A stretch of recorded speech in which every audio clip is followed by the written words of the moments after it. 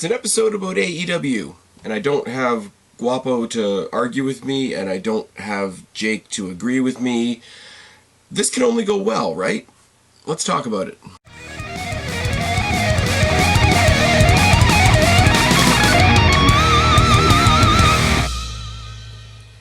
What's going on, everybody? It's your buddy, it's your pal Spaz Phoenix, the YWC Reality Check.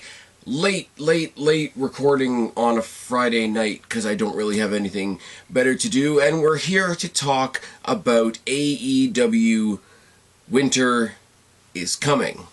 Now, as I said, the preview, haven't done a preview in a while, solo, and I don't think I've ever done a strictly AEW related episode without Guapo. We miss Guapo. And I'm going to put my cards on the table here right now. You guys know how the recording schedule goes. Usually, get in with somebody later on in the week after I've done the NXT review, whether it's, an NXT preview with Jake or a AEW preview with Guapo or topical things with either one of them. And initially, this week, we were supposed to be getting the second round of the NXT women's division breakdown with myself and Jake, which is awesome and which we are looking forward to, but is not going to be coming for at least a couple of weeks because we've got this and then we've got War Games and all that sort of thing. But yeah, basically messaged me and it says, so America and Thanksgiving and whatnot. And then I thought, okay, if I can't do that, I will do a preview for Winter is Coming with Guapo, who... don't know if you guys know this, but also America.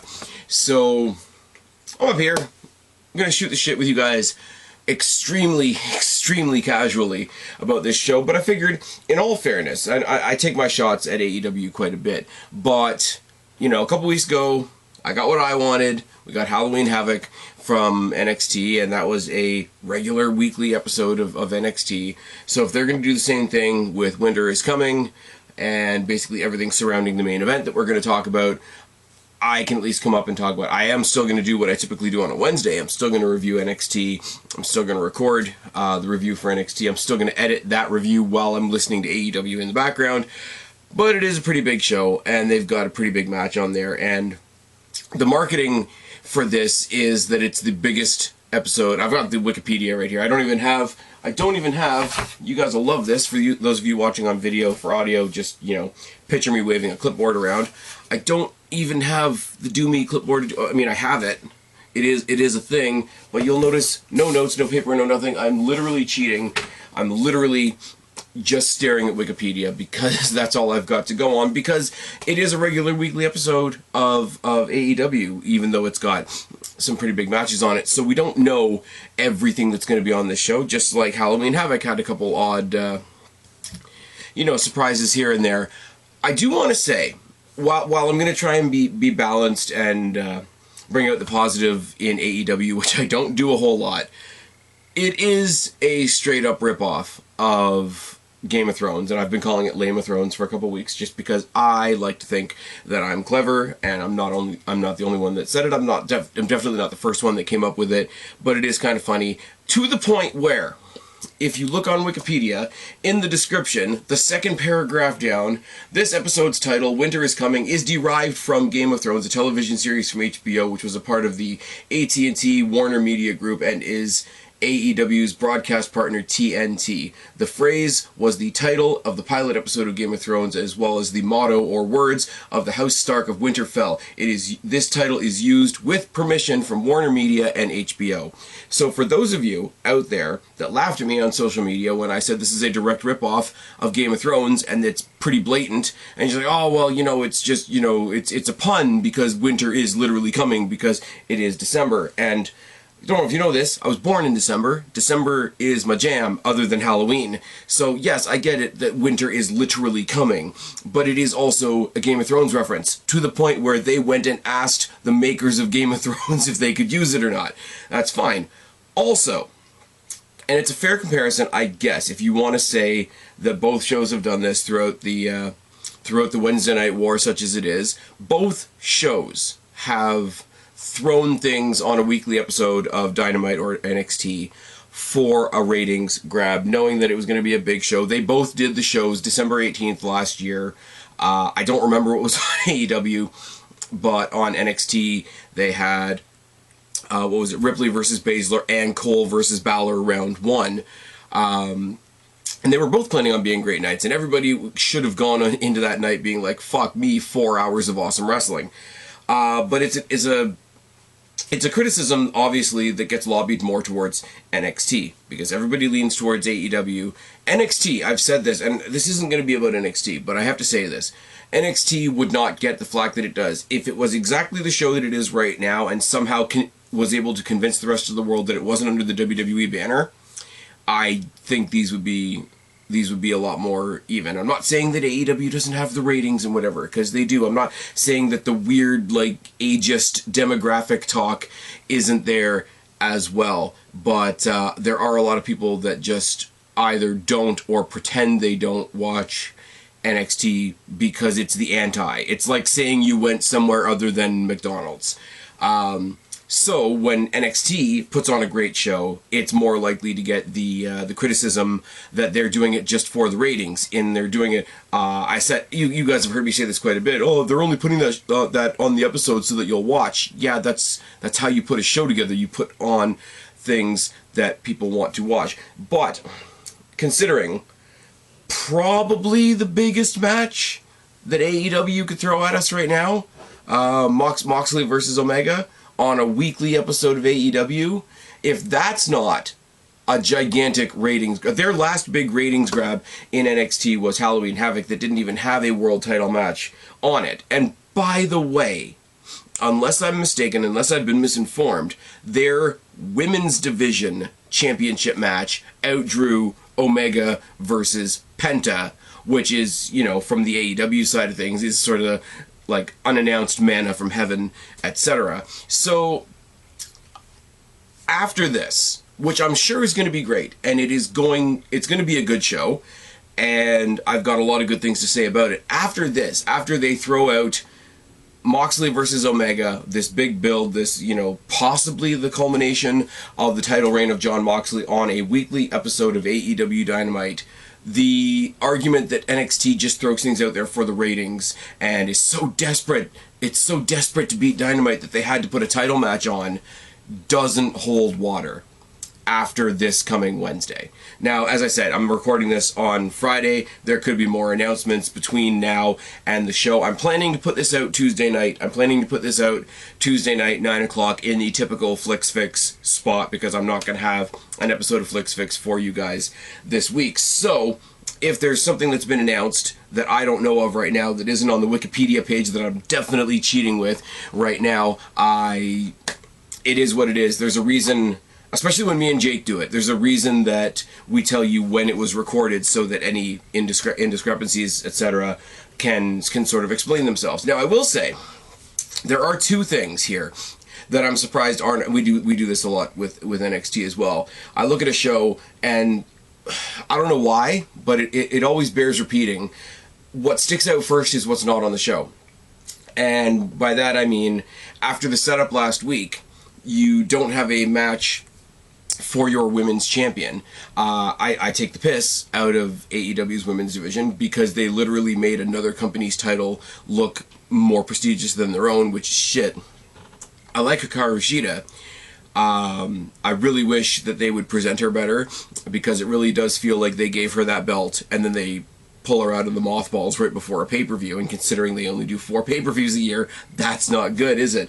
But she had a really good match with Anna Jay last week, I will say that much, and then she was confronted by Abaddon, and Abaddon is somebody that I've only seen once or twice. I'm super intrigued by. You guys know the fucked up characters that I like, the Nikki Crosses, the Twisted Blisses. Even recently I caught the Impact pay-per-view where I saw Su Yung for the first time. A lot of people were surprised that I hadn't heard of Su Yung. still basically a WWE guy. It is a really cool dynamic, and I'm very, very lucky to have the co-hosts that I have. Jake and I doing NXT previews and content and all that sort of thing is a very mutual one-to-one conversation. But when I come here to do AEW content or indie content or stuff outside of WWE, I am very lucky to have a co-host like Guapo. So shout out to both those guys, first of all.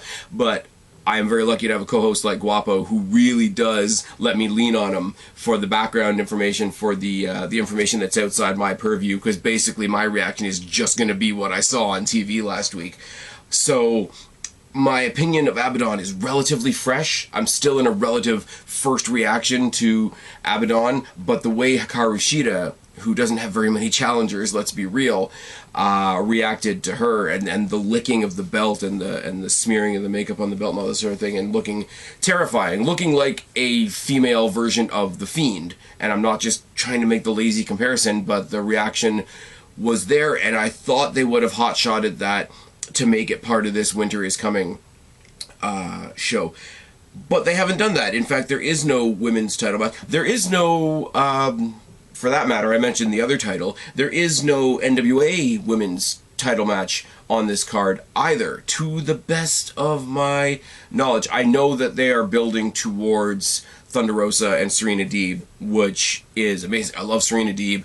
Thunder Rosa got my attention right away. As I said, Guapo made fun of me. First time I ever saw Thunder Rosa was on AEW, and I know that she's a name that's existed before, and I've heard the name, etc., but it is what it is, and I watch wrestling through the kaleidoscope that I do. So I'm surprised, unless I'm wrong, unless by the time this goes out, these matches have been announced. I'm surprised that at the current moment we don't have Abaddon versus Hikaru Shida on here. I'm surprised that we don't have Serena Deeb versus Thunder Rosa. Is it 2 or 3? On this card. But what we do have is Britt Baker versus Layla Hirsch, and I'm not even sure I'm pronouncing that correctly. I don't know anything about Layla Hirsch, so this gives me a chance to just come up here and beam more and more and more as I do about Dr. Britt Baker as a character. Fucking fantastic. In the ring, not somebody I would hold up to the levels of Hikaru Shida or Thunder Rosa or Serena Deeb, but good enough in the ring, and she's got the lackey in Reba Rebel, whatever the case may be. I know she's doing her talk show on Dark. It's on Dark, isn't it? I don't watch Dark, and that sets me apart from a lot of other AEW fans as well. But I just love her character, and I love the fact that she was injured, and she just did other things. She had the big wheelchair, and then she had the big golf cart thing, and she was picking on Tony, and Tony was in a spa with no shirt on, and nobody needed to see that, but she managed to absolutely radiate a character for a long-ass time without stepping foot in the ring. And then she had weird interactions with Big Swole, who I like, but that didn't really hit, I'm not gonna lie. I hope this is, honestly, unless Layla Hirsch is somebody that I don't know, who's another absolute phenom who needs to do some stuff, I really, I'm behind Britt Baker, Mrs. Cole, baby, because I do believe that Britt Baker either needs to get in line for the NWA title or the AEW title, because I think, and this is really unfortunate, because once again, I do like Hikaru Shida, and I think there are other characters surrounding her, like an Abaddon, like an Anna Jay, with the whole Dark Order shtick. Tay Conti is somebody that I want to see succeed, because I liked Tenera Conti when she was in NXT, and I still like her now. It seems like she's got a good pairing with Anna Jay, and the whole, one of them's in Dark Order and one of them isn't, is a neat little story that they can play with. So as much as Hikaru Shida has characters around her, so she's got a collection of challengers, Dr. Britt Baker could be the champion with the character, because the company has already put enough time into her before she even stepped foot into the ring. So those title matches, I'd like them to happen. I don't know that they are. Also, Dr. Britt Baker versus Layla Hirsch. I would like to see Dr. Britt Baker take a step towards one of those titles. The other thing that I'm really liking on Dynamite right now is this sort of bubbling feud as Eddie Kingston's family sort of fractured with the return of Pac, and I didn't catch the main event last week. I know that it was Pac and Phoenix versus the Butcher and the Blade. I am not going to lie. On their own, I couldn't give two shits about the Butcher and the Blade. I know that, they're all athletes and they all do what they do, and Butcher looks like a brick shithouse and everybody else just flies around him, and the contrast is great. But as a pair of them, I really couldn't be paid to give a shit. So, you put him with somebody like Eddie Kingston, especially when he was doing the big family thing, when it was them and the Lucha Brothers and Butcher and the Blade, and, he told him to get his family in order, and he got the bunny back, and that's weird because that tied into, what was it, used to be Goldust and the other guy, QT Marshall. There we go. And she took him for all he was worth and his credit cards and weirdness.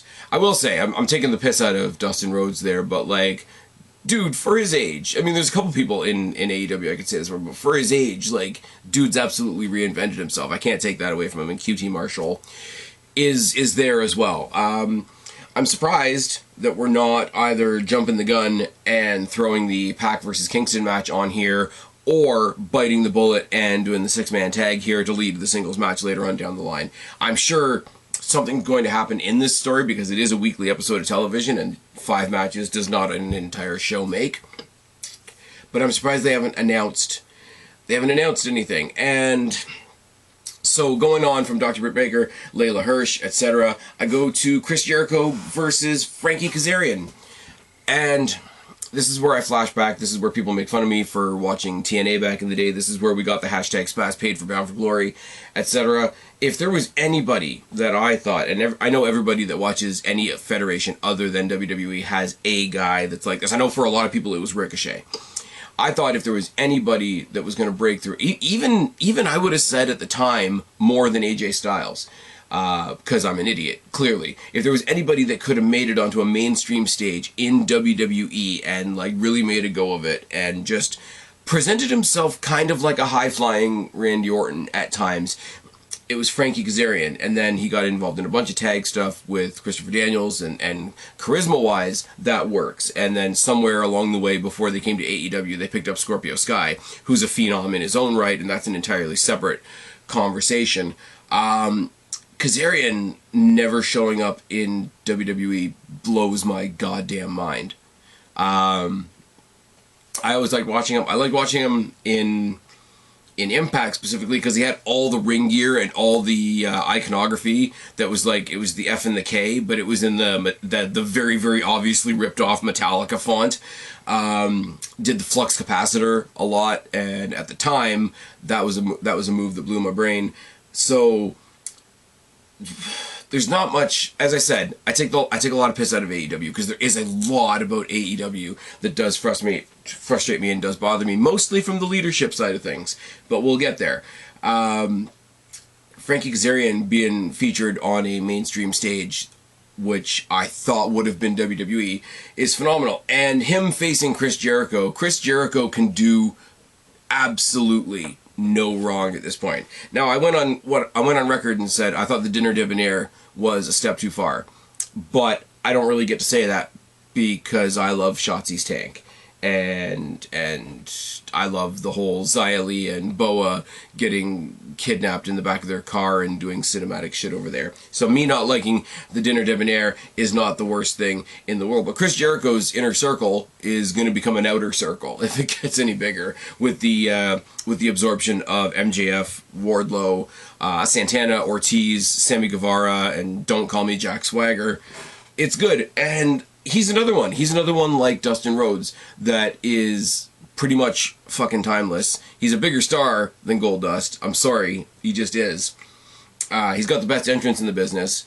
In the weird COVID times that we're in, I've said it time and time again, there's going to be an event when all this is over. We vaccines are coming and cures are coming, and we're learning to cope and rah. And sometime soon we won't even be in lockdown, and won't that be wonderful? The very first time you get a full arena or a full stadium for an AEW show, I don't care what you have on the card. The first thing you do is you bring out Chris Jericho so that he can have that entrance. Because, and I don't say this lightly, I think this is really, even though people enjoy it, I think this is really, it's sort of going under the radar that Judas, by Fozzy, like, it's his band that plays him to the ring, and that's cool enough in its own right. Fozzy, in amongst the phenomenon that is AEW, and for a company that's been around a year, they are a phenomenon, and all my nitpicking and taking the piss out of it does not change that. In the midst of all that, they really have turned Judas into an anthem for wrestling fans. And I don't say that with hyperbole or to be cheesy or anything like that. Judas by Fozzy, in its use as not only a wrestler's entrance, but a wrestler like Chris Jericho, with the lineage of Chris Jericho and the respect of Chris Jericho, really has become sort of the 2019-2020 anthem for wrestling fans. WWE doesn't have anything like that. Like, they really don't. The closest thing they have to that is Adam Cole with the boom and the Adam Cole baby, but that's a couple of seconds, whereas, you know, you could drag out the Judas entrance for Chris Jericho like an Undertaker entrance if you really wanted to. These two coming together can only be good. I do find it weird though. I think they've done this a little bit backwards. I think they could have done this match last week, because they did the tag. They could have done this match last week, and then you still could have had the beatdowns, you still could have had the run-ins, you still could have had all the interference that happened afterwards with the run-in from Scorpio Sky with the chair and all that. And I think for a pay-per-view level Wednesday night show, or an elevated episode of Dynamite, whatever we're going to call it, I think the match you go with there is the fully united team of SCU taking on either Jericho, Hager, and Guevara, or Jericho, Santana, and Ortiz. I've given AEW a lot of shtick because I do honestly believe in my heart of hearts that they lean on tag team matches to fill out their card way too much. Now, put that aside for a second. I do believe that the strongest thing they have on their card is their tag team division. I've made the comparison a million times. AEW's tag team division is NXT's women's division. NXT's women's division is one of the best things in pro wrestling, full stop, right now. And you're not going to convince me otherwise, so don't try. Throw it down in the comment section so I can laugh. But on the AEW side of the coin, it's tag team wrestling. So you obviously go with your strengths, and I get that. They do lean on it a lot when you go into an actual pay-per-view card, and it's like, okay, there's a battle royal, and there's a 6-man, and there's an 8-man, and there's a tag match, and then there's the tag team championship match. That gets a bit much, because you get to a point in that card where you're like, okay, I would really like a one-on-one match to sort of break up this mass of people type of thing.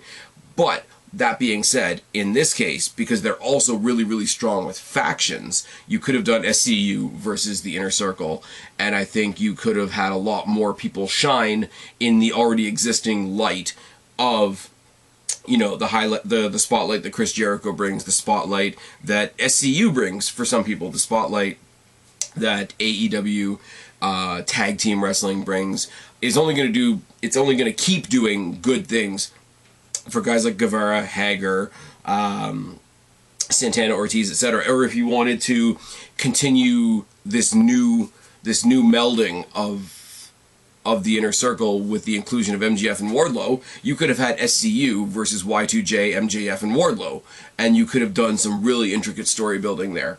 Also, you would have saved the little tidbit that they wasted last week with two guys with the lineages of Chris Jericho and Christopher Daniels having never touched before, having that first ever meeting on your, like I say, your pay-per-view level Wednesday, your elevated episode of Dynamite. I think they've just done that a bit backwards. The match is going to be phenomenal. It's Frankie Kazarian and it's Chris Jericho. The match is going to be great. I just think they could have flipped the order around a little bit. I don't see any way that Frankie comes out on top. The numbers are literally 7-on-3, even if all their friends get involved. So that one's going to Jericho, and I don't mind that one going to Jericho if I'm totally honest with you. Now, do I spend the next 20 minutes or so telling you guys what I think of Cody Rhodes? No, I don't. No, I don't. You guys already know what I think of Cody Rhodes. Cody Rhodes is the guy that claims to hate Triple H and yet is more Triple H than Triple H. But he did. He gave up his title to Darby Allin. So instead of walking around with the title, he's walking around with the guy that's walking around with the title. That's fine. That's wonderful. I love Darby Allin. Darby Allin is the fucking good shit. Darby Allin is the really good shit. In my younger days, it was Jeff Hardy, bar none. There were people better than Jeff Hardy. There were people that were bigger stars than Jeff Hardy, but for me, it was Jeff Hardy. Right now, that sort of spot in my wrestling fandom is sort of split between two companies. A little bit of it is Darby Allin, a little bit of it is Shotzi Blackheart. Shotzi Blackheart going to War Games, it's going to be fucking good, is it not? We'll get there when we get there. Darby Allin and Cody Rhodes told this wicked story of having, like, what was it, 3 or 4 matches? No, it was 4 matches. And it was a draw, and it was a Cody win, and it was a Cody win, and it was eventually a Darby Allin win, which is wonderful. And he's earned Cody's respect and all that kind of thing. And I don't really know what else to say about Cody Rhodes that I haven't already said. Talking about Cody Rhodes is kind of like talking about Velveteen Dream for very different reasons. I'm not saying Cody's a diddler by any stretch of the imagination, but what I am saying is that it is an issue that has already talked itself to death on this channel. I've done conversations with Guapo about it, I've done conversations with Jake about it, I've done snippets, I've done off-the-cuff segments about it, and I don't have anything else to say about Cody Rhodes other than, he's the boss, and he's Vince McMahon and John Cena rolled into one, and that's not a good thing, and you're not going to convince me that it is a good thing. And he is a good wrestler. This is the other thing that gets lost in my opinion of the dude.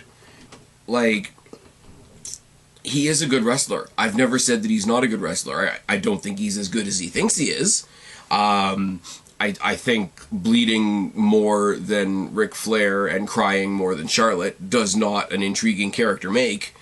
But he is a good wrestler. I thoroughly believe that he's given his skull to AEW, both with that chair shot from several months ago, and then by swan diving the pavement, and then doing all kinds of other weird shit, handing the belt to Brody Lee for half a second so that he could go be on a completely different show. But yeah, him teaming up with Darby Allin, it is the quintessential odd couple tag team. Obviously, wrestling loves that. Cody Rhodes is the nice, nice, clean, pure Snow White babyface, corporate champion, out there in the suit doing the boss stuff, and then, taking the suit jacket off to go have a match. And Darby Allin is the opposite. He's the guy with the thumbtack skateboard with half his face painted in the gothic music, but he happens to be the champion right now. And on the other side of the coin, you've got Team Taz. And you guys know, okay, the gimmick hat. Every entrance I do on this channel, check out the pretty sexy face in the gimmick hat. The gimmick hat is literally from the Gimmick Clubhouse, from the old Taz show. I love Taz. I love everything about Taz's attitude in real life and as a wrestler. I listened to when he had a daily podcast, I was listening to it religiously. I feel bad because I didn't get to know who Taz was until WWE. This is a problem that is long lasting with me. I didn't see ECW in its heyday. I saw the very neutered version of Taz that we got in WWE. But Team Taz, with him as the mouthpiece, and he's not even doing the wrestling. He's so fucking good at coming out and just... The promo that he cut on Cody, when he's talking to he wasn't even talking about the match. He was talking completely separately about, I want to talk to one of the bosses. Are you going to tell me that creative has nothing for me? And he's advocating for the FTW championship, which is not even... on the line here, obviously, because it's Ricky Starks and Powerhouse Hobbs, which we'll get into in a second. So he wasn't even talking about this match specifically, but he was talking about his big guy Brian Cage with the FTW Championship from ECW, that it's not recognized by any company and he wants to get it recognized by the company. Why doesn't he show it some respect? That the line he should have gone with is, this title's been around longer than this company, so how can you not respect it? And I'm hoping they're going to get to that eventually. And then when Cody looked at him and just did what I imagine Cody would do in real life, it's like, you know, Taz, you suck so much, even your kids are training with me. And he dropped the mic, and that was the best part of it all. He dropped the mic, he's like, I can't believe you just said that. And, you know, you cross the line, you just don't do it, whatever the case may be. Now, Ricky Starks is an entertaining enough guy. I don't know how he fits. I love him being in this group because he sticks out so much. You got Brian Cage, who's a fucking beast, who you can imagine that Taz and him would get along on the same level. You got the recent heel turn of Powerhouse Hobbs, who's another big, beefy monster of a guy. And then you got Ricky Starks, who's like their version of, I don't know, Angel Garza, coming out pretty boy with the shirt and, the collared shirt and the necklaces and all that type of thing. And he sticks out so much that it makes him blend in, if that makes sense. I gotta believe that the boss and the champ win this.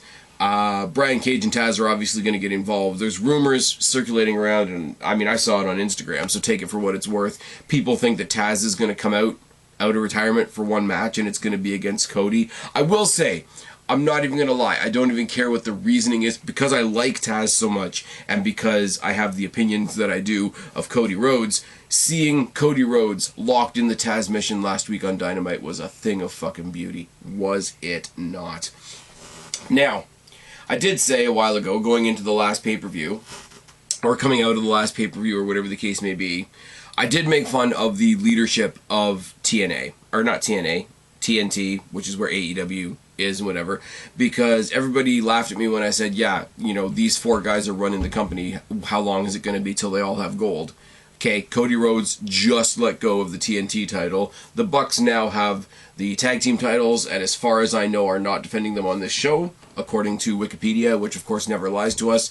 And Kenny Omega is fighting Moxley for the title, etc., etc., etc. Yeah. They're about 4 weeks. There's a 4-week gap between me being able to say that all four bosses in this company gave themselves each a belt. So, I'm not saying that's a bad thing. I'm not saying anybody here is a bad wrestler, per se. Cody is, shit, but he's not a bad wrestler. It is what it is. I say what I say because I see what I see. And for me to say, yeah, you watch, it's a wrestling company being run by four wrestlers, how long till they all have belts? And it came within about, 4 or 6 weeks of actually happening. The only reason they don't have all the belts is because, Brandy can't wrestle.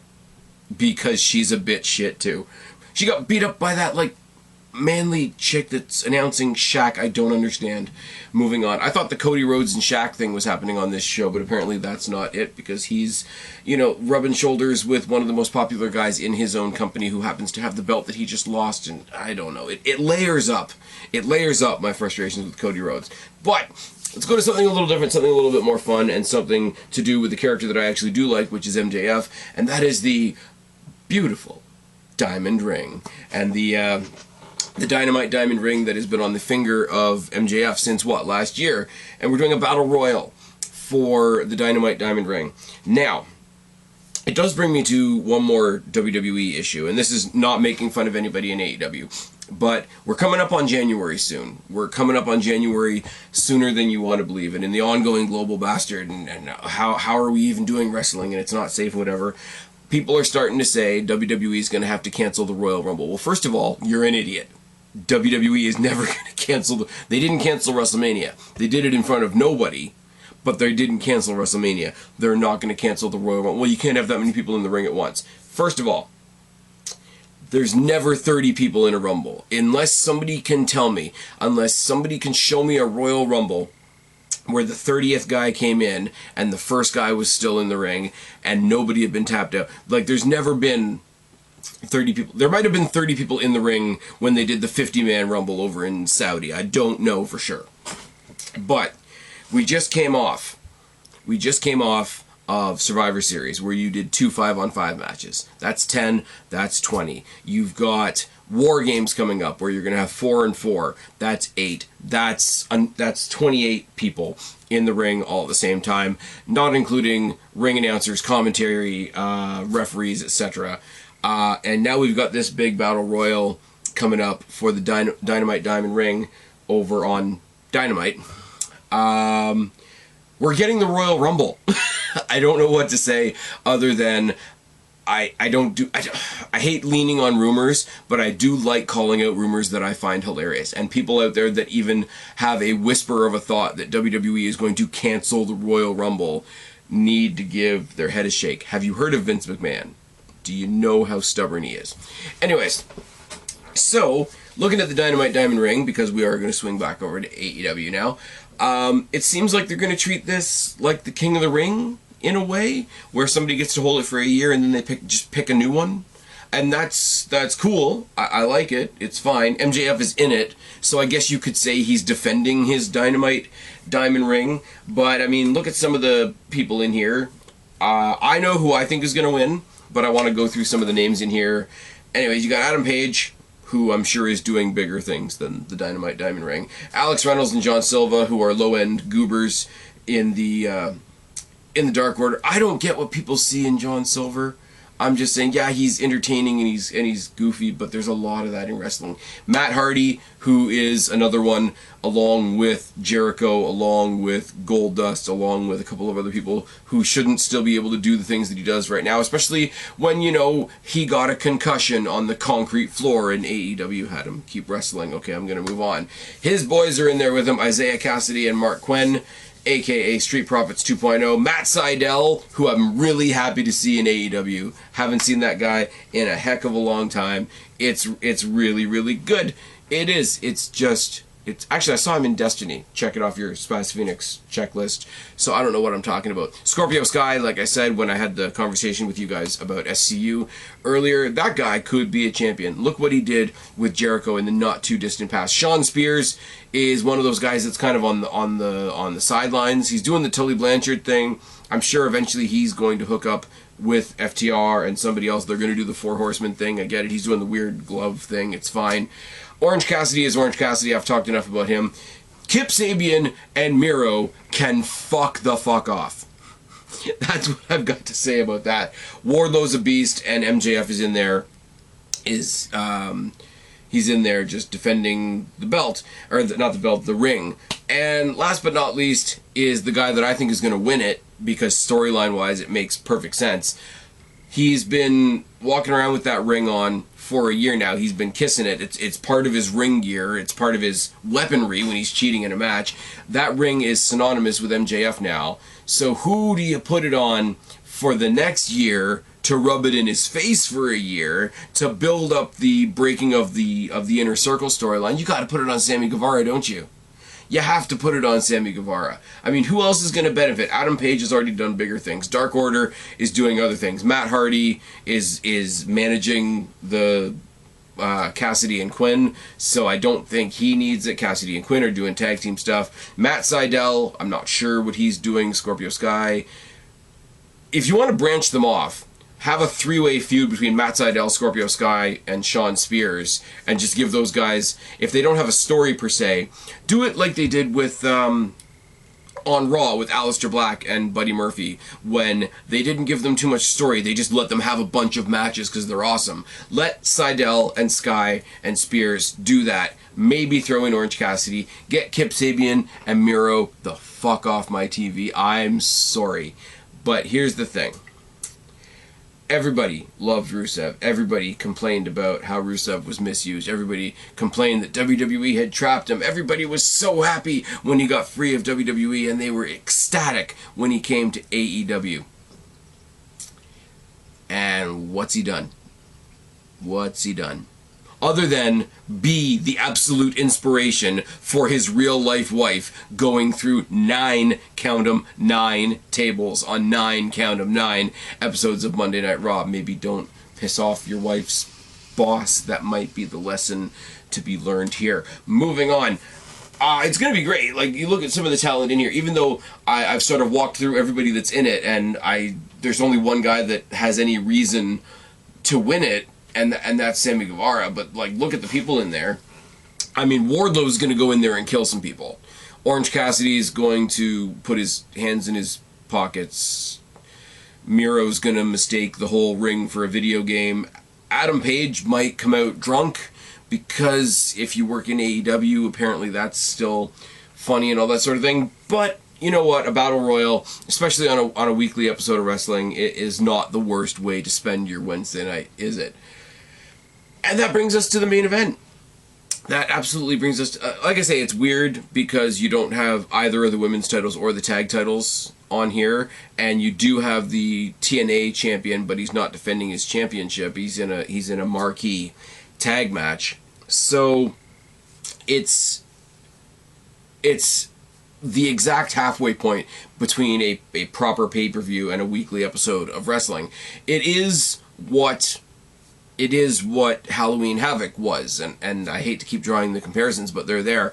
The difference being Halloween Havoc got away with a lot because it was intentionally goofy. It was intentionally like, hey, we're just going to have some fun tonight.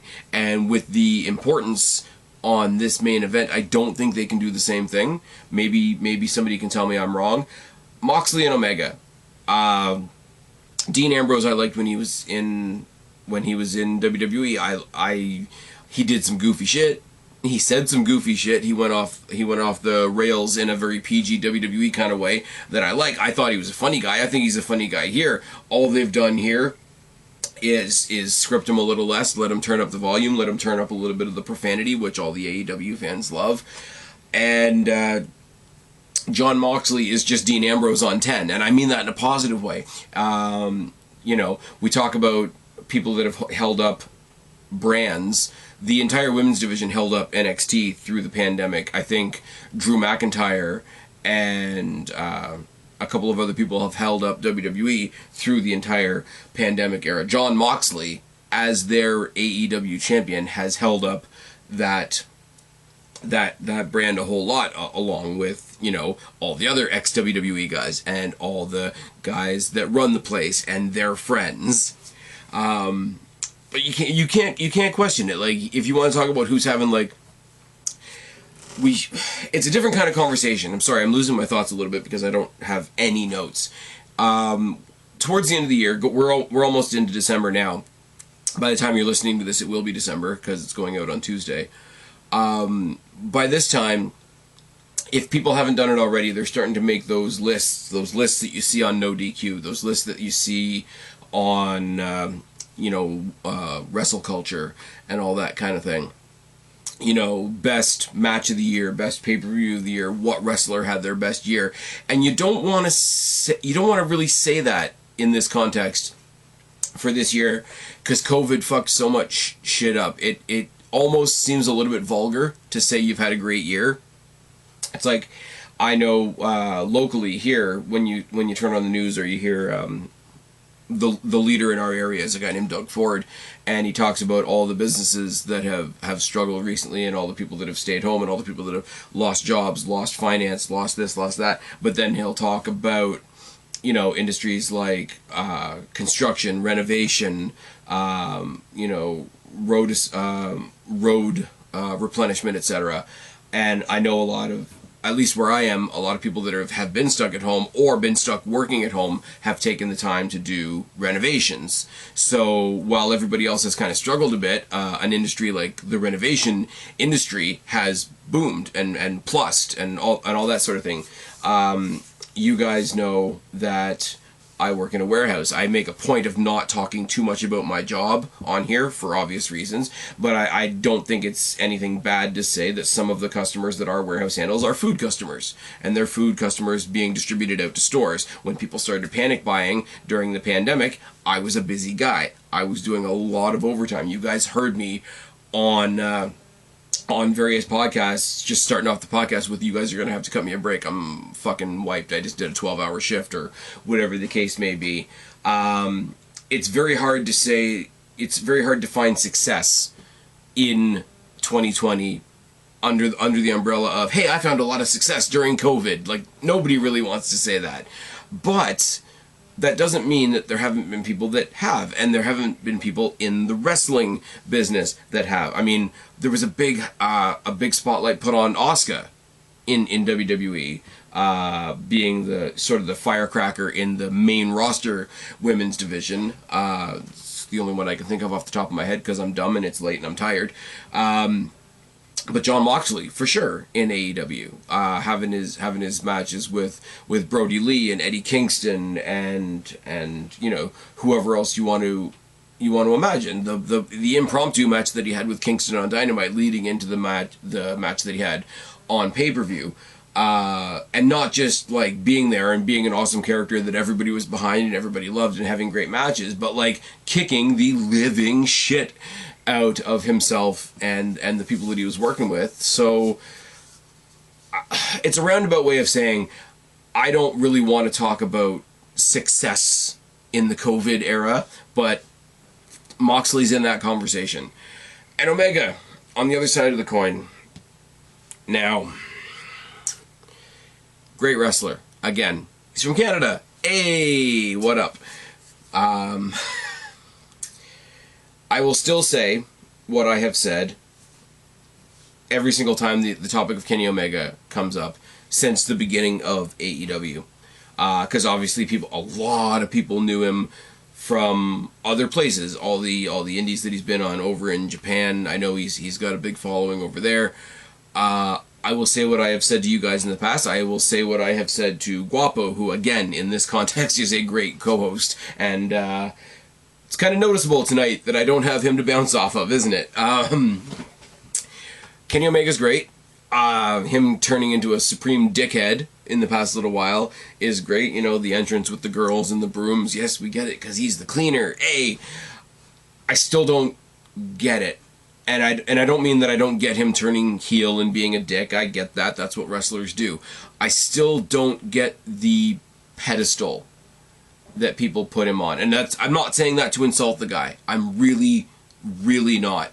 Because he's gonna, spoiler alert, I think he's winning. So he's gonna win, he's gonna go on and be their champion for a while, fulfilling the destiny of all the owners becoming champions. And he's eventually probably gonna go and face Adam Page, because Adam Page is gonna go to Alcoholics Anonymous, and that's gonna get him a title shot. I don't get it. I don't get the, like, people have talked about the fact that he was going to come to WWE, and like, oh man, if they ever sign Kenny Omega, it's going to change the whole company. I'm like, it's not really, not because he's bad, but what you're going to have. If he had joined WWE, if AEW wasn't a thing, Kenny Omega rode his superstardom into WWE, he would be a fantastic wrestler. I'm sorry, a company full of fantastic wrestlers. So I can only be honest with you guys. I don't mind Kenny Omega. He's not my favorite by any stretch of the imagination. I still don't get the pedestal, and I'm gonna keep on coming out here and saying that I don't get the pedestal until I see something like that.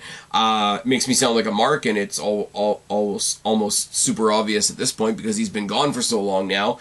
The last person that I saw that felt like he was actually like, holy shit, this guy is completely changing the way we think about X, Y, and Z, whether in a kayfabe sense or in a real sense, was CM Punk.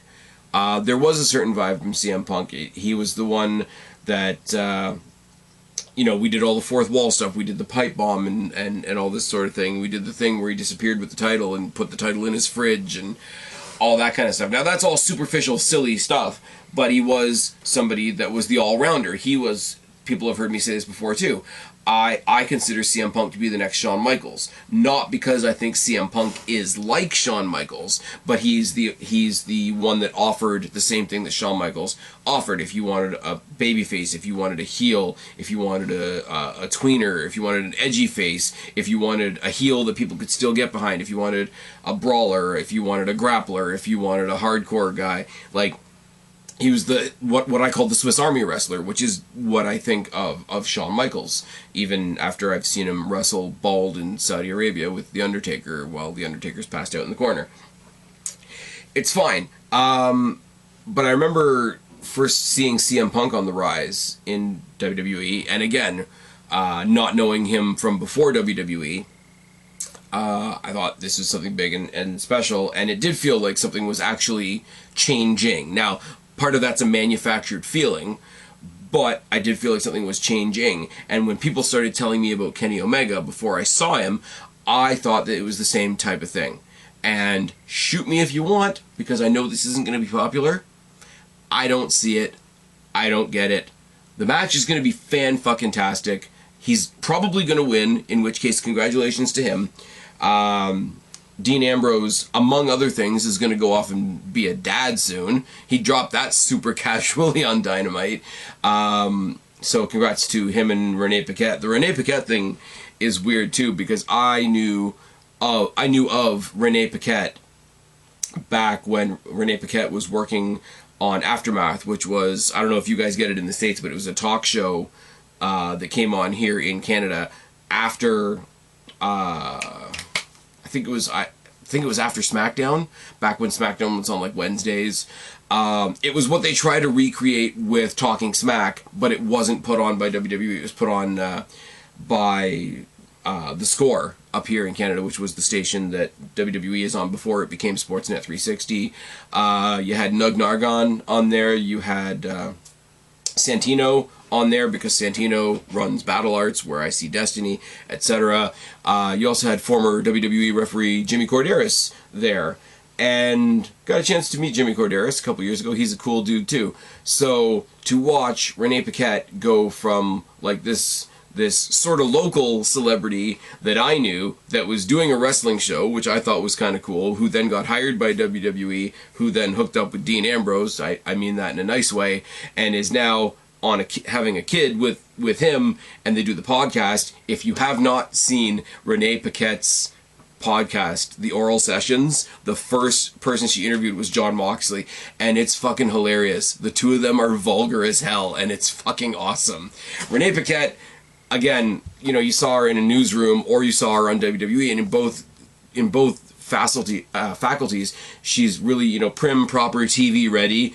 Go listen to her podcast. I said it in my NXT review. Go listen to Lillian Garcia's podcast interviewing Shotzi Blackheart, because that's fucking heartbreaking, and I am more behind Shotzi Blackheart now than I ever have been. But go listen to Renee Paquette's podcast interviewing her own husband about doing crack in the library and shit like that, and shagging in Times Square. It's a lot of fun. I'm really happy for Jon Moxley. I hope he goes out on a long break, and I hope he comes back after they have their kid. I'm just assuming that he's having a kid. He's had a long title run. People are all over Kenny Omega's dick right now. They're going to give him the title. Moxley will probably get a break, and he deserves a break. Moxley is like me. He didn't stop working the entire fucking pandemic. Give the guy a break. When he comes back, I want to see one of two things. I hope a couple of factions have broken up by then. As much as people are going to think I am nuts, I want to see Moxley and Kingston go for those tag titles. I want to see Moxley and Kingston kick the ever-loving shit out of the Young Bucks. I want the Young Bucks to hold those titles until Moxley's back from having a kid, where we can complete the trifecta. All the former members of the Shield have kids now, which is kind of awesome. Roman's got his family. Seth Rollins is banging Becky Lynch. Dean Ambrose is banging Renee Paquette. We're all having a good time. They've all got kids. He's going to come back. I want him, complete the circle of happiness. Just get him to tag up with his old buddy Eddie Kingston. Get them to put a big smile on my face and kick the ever-loving shit out of the Young Bucks. Give them the tag titles. It'll be fine. Darby Allin can do something. I like Darby Allin. Darby Allin and Sammy Guevara could go and challenge them too. That's what I want. That's what I want. In the next wrestling universe, call it 2021, 2022, I want the main event to be for the AEW Tag Team Championships. I want it to be Sammy Guevara somehow teaming up with Darby Allin versus Moxley and Kingston versus the Young Bucks. And I hope it's just a 4-on-2 destruction of the Young Bucks, because fuck the Bucks and fuck Cody Rhodes. And by that point, probably fuck Kenny Omega. God, by that point, they probably would have put a women's title on Brandy, won't they? That's terrible. Anyways, I think this is going out on Tuesday, so we're talking about the show that's literally happening tomorrow night. I think this show's going to be a lot of fun. I really do. For as much as I sit and I bitch and I minge about some of the stuff that I don't like about this show, there is a lot of good stuff to come out of this show. Chris Jericho and Frankie Kazarian is going to be a lot of fun. Britt Baker's going to beat some chick that I don't know. Hopefully Team Taz is going to beat Darby and Cody. Hopefully Taz is going to choke out Cody Rhodes again. That'll make me really happy. Sammy Guevara is low-key one of the best things they have on the roster. I hope he gets the beautiful diamond ring, and that informs everything between him and MJF. And yeah, Jon Moxley and Kenny Omega are probably going to kill each other. There's probably going to be more added to this. Maybe we will get a tag team title scenario on there. Maybe we'll get some women's titles on there. But hey, it's AEW. Who knows? I will not be reviewing this show because I review the A show on Wednesday nights. But I will, I'm sure, get somebody up here at some point to talk about what happens at AEW Winter is Coming, a.k.a. Lame of Thrones. I've been Spaz, your YWC Reality Check. Subscribe up there, talk down there, start a conversation, keep all these conversations going. Don't be a stranger. I'll talk to each and every last one of you later, but for right now, I'm tagging out. Bye, guys.